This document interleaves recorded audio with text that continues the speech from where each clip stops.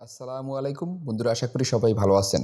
পররাষ্ট্রমন্ত্রী ডক্টর হাসান মাহমুদের সঙ্গে সাক্ষাৎ করেছেন বাংলাদেশে সফররত ভারতের পররাষ্ট্র সচিব বিনয় মোহন কোয়াত্রা।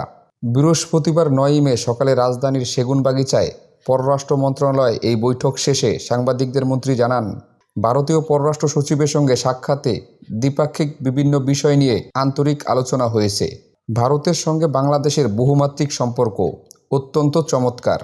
এই সম্পর্ক প্রধানমন্ত্রী শেখ হাসিনা ও ভারতের প্রধানমন্ত্রী নরেন্দ্র মোদীর নেতৃত্বে নতুন উচ্চতায় পৌঁছেছে।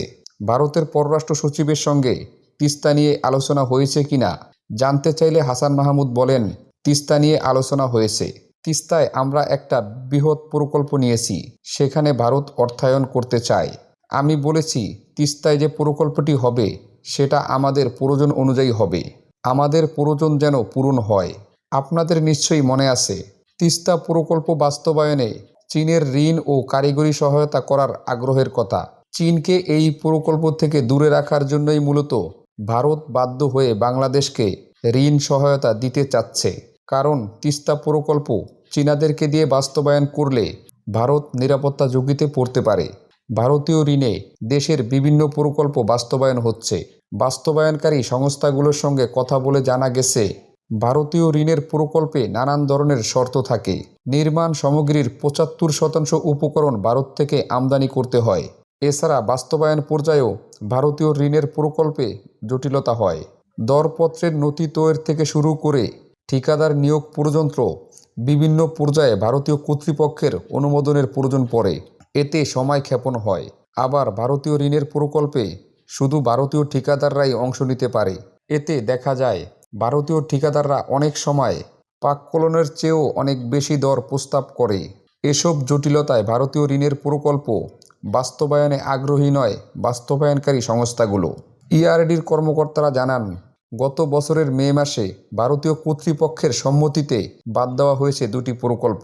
প্রকল্পগুলো হলো টেলিটকের নেটওয়ার্ক শক্তিশালী করতে $30 মিলিয়ন সোলার ভিত্তিক স্টেশন নির্মাণ প্রকল্প এবং $24 মিলিয়ন ব্যয়ে ওয়েস্ট ম্যানেজমেন্ট প্রকল্পের যন্ত্রপাতি সরবরাহ। 2023 সালের মে মাসে বাদ পড়া দুই প্রকল্প সহ গত 3 বছরে ভারতীয় এলওসি তালিকা থেকে মোট 6টি প্রকল্প বাদ পড়ছে। এতক্ষণ আপনারা ভারতীয় অর্থায়নে একের পর এক প্রকল্প বাতিলের ফিরিস্তি শুনতে পেলেন। আমার মতে ভারতীয় অর্থায়নে তিস্তা প্রকল্প বাস্তবায়ন না করাই ভালো। এর অন্যতম কারণ হচ্ছে, ভারতীয় অর্থায়নে প্রকল্প বাস্তবায়ন করতে গেলে অবশ্যই ভারতীয় ঠিকাদার নিয়োগ করতে হবে। ভারতীয় ঠিকাদাররা প্রকল্পের প্রকৃত ব্যয়ের চেয়ে কয়েক গুণ বেশি দর প্রস্তাব করে। এতে করে প্রকল্পের ব্যয় অনেক বৃদ্ধি পায়। তেমনি তাদের অদক্ষতার জন্য প্রকল্প বাস্তবায়নে অনেক বেশি সময়ের প্রয়োজন হয়। প্রকল্পের কাজের মান নিয়ে থাকে নানান প্রশ্ন। ভারতীয় ঠিকাদাররা চাইনিজ ঠিকাদারদের মতো এতটা এক্সপার্ট না। ভারতীয় ঋণে তিস্তা প্রকল্প বাস্তবায়ন করা যেতে পারে, তবে ঠিকাদার হতে হবে অবশ্যই জাপানি অথবা কোরিয়ান। তা না হলে হাজার হাজার কোটি টাকা ঋণ করে প্রকল্প বাস্তবায়ন করলে তার সঠিক সুফল পাবে না তিস্তা পাড়ের বাসিন্দারা।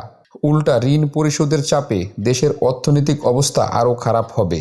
সেই জন্য সরকারকে অবশ্যই বুঝে শুনে সিদ্ধান্ত নিতে হবে। চীন ভারতের ফাঁদে পা দেওয়া যাবে না। তো বন্ধুরা, এই ছিল আজকের আয়োজন। দেখা হবে আবার পরবর্তী ভিডিও নিয়ে। সেই পর্যন্ত সবাই ভালো থাকবেন, সুস্থ থাকবেন। আল্লাহ হাফেজ।